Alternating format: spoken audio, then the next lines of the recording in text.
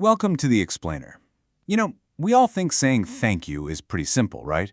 But what about what happens in those moments after you donate to a cause you really care about? Turns out that's not just some formality. It's actually a moment of super sophisticated strategy, a science even, that can literally make or break a charity. So today, we're going to dig in and uncover what a truly great thank you looks like, and honestly, why they're so rare. So you just click donate, you've done a good thing, you're feeling good about it, and then you just move on with your day, right? But for that charity, that exact moment is everything. It's the start of a potential relationship. It's this fork in the road where they can either build a real partnership with you for life, or they can lose you forever. And what's crazy is most of them, they get it wrong. Okay, just look at this number, 55%. So what is that? Well, that is the median percentage of donors a charity loses every single year. Let me put that another way for you.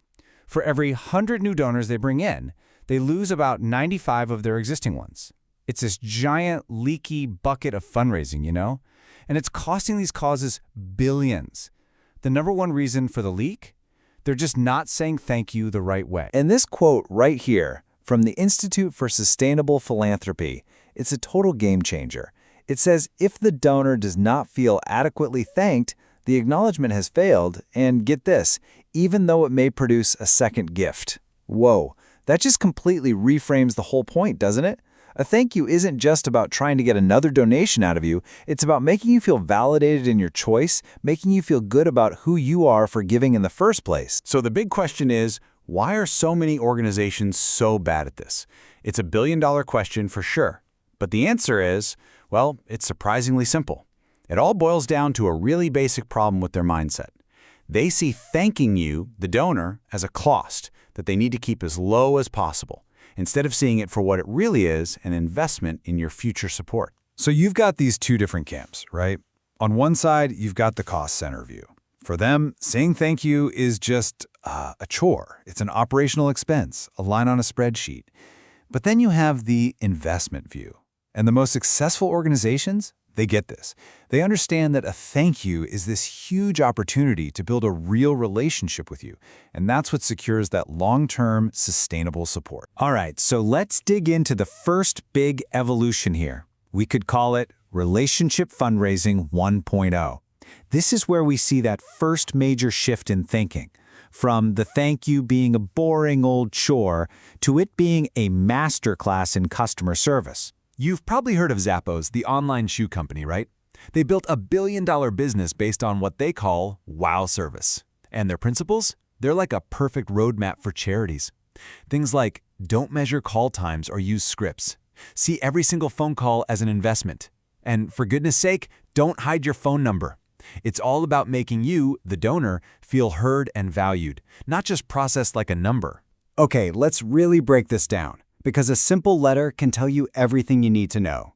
You've got the old way. You know the one. That generic Dear Friend letter that's all about them. We did this. We achieved that. Then there's the better way. It's fast, it's personalized, and it completely flips the script. It says, Dear Your Name, and it talks about the incredible impact that you made possible. See the difference? You become the hero of the story. And check this out. This chart just brilliantly shows the power of simply listening. So if a donor has a complaint and you just flat out ignore them, you've got a 9% chance of keeping them. Ouch.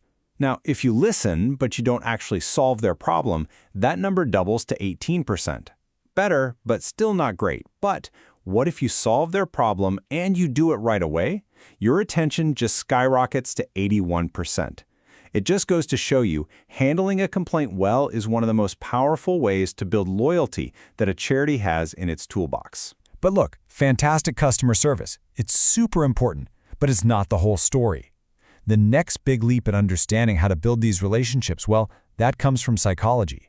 We have to understand how our brains actually make the decision to give in the first place. Okay, so there's this Nobel Prize-winning psychologist, Daniel Kahneman, and he identified two ways our brains think. He called them System 1 and System 2. System 2, that's your slow, logical, effortful brain. It's the one you use when you're trying to solve a math problem. But System 1, that's your fast, automatic, emotional brain. It's the one that just knows the capital of France is Paris without even trying. Now, for years, fundraising has been trying to talk to our logical system 2 brain, with facts and stats. But all the research shows that our decisions, they're almost always driven by that fast, emotional system 1. And this is what the fundraising legend Ken Burnett meant when he said, emotion trumps logic every time. This idea it's just fundamental. A really effective thank you doesn't just give you a list of accomplishments. No, it tells you a story. It connects you, the donor, directly to that emotional reward, so you can actually feel the joy and satisfaction of the difference you made. Okay, so now let's get to the really cutting-edge stuff. This is where you take that great customer service and you combine it with compelling stories, and you get something even more powerful.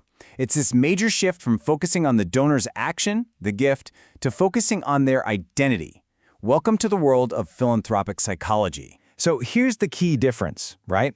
The older model, donor-centered fundraising, is what you'd call outside in. It's all about the organization doing stuff to make you feel good about the action you took. But philanthropic psychology, that's inside out. It's about reinforcing your own sense of self, who you are as a person, and showing how your act of giving aligns with your deepest values and actually contributes to your own happiness. There was this fantastic experiment with the American Red Cross that just shows this perfectly in action. So you've got these researchers, and they wanted to see if they could get donors who hadn't given in over 2 years to come back. They sent out a pretty standard appeal letter, but for one group, they made one teeny tiny little change. And this is the really cool part. The change was so small. It's brilliant. All they did was add a single line of text to the top of the letter. And that line just reminded the person of the exact date of their last gift. That's it. Nothing else. And the result?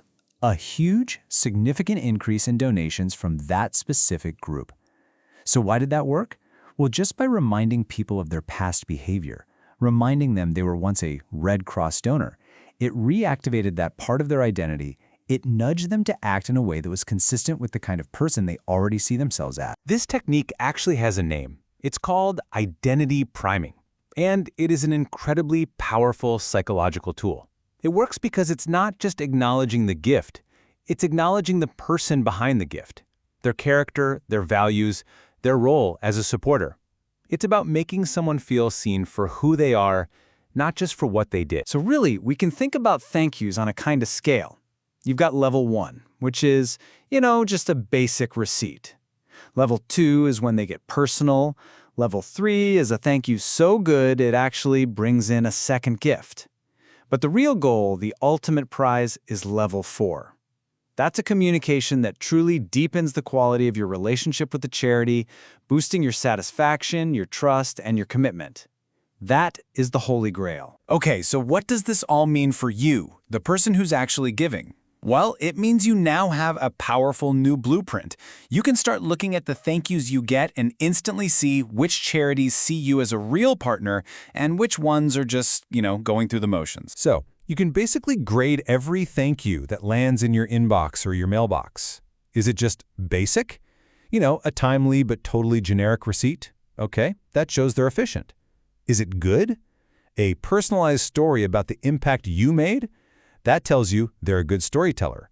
Or is it excellent? Is it a message that reinforces your identity as a caring person and actually treats you like a partner? If so, that shows you they really get it. And here are the signs you should be looking for. The signs of an excellent thank you. Did they actually ask you why you gave, to try and understand what motivated you? Did they send you something you'd actually want to put on your fridge, like a real photo or maybe a kid's drawing, something that creates a real, tangible connection? Did you get a surprise phone call from a real human, not to ask for more money, but just to say thank you? These are the things that build real, lasting relationships. So from now on, the next time you give, pay really close attention to what happens next. That acknowledgement you get, it's so much more than a formality. It's a signal. It's a window into the strategy, the culture, the very soul of the organization you just chose to support. And the question is, what are you going to see?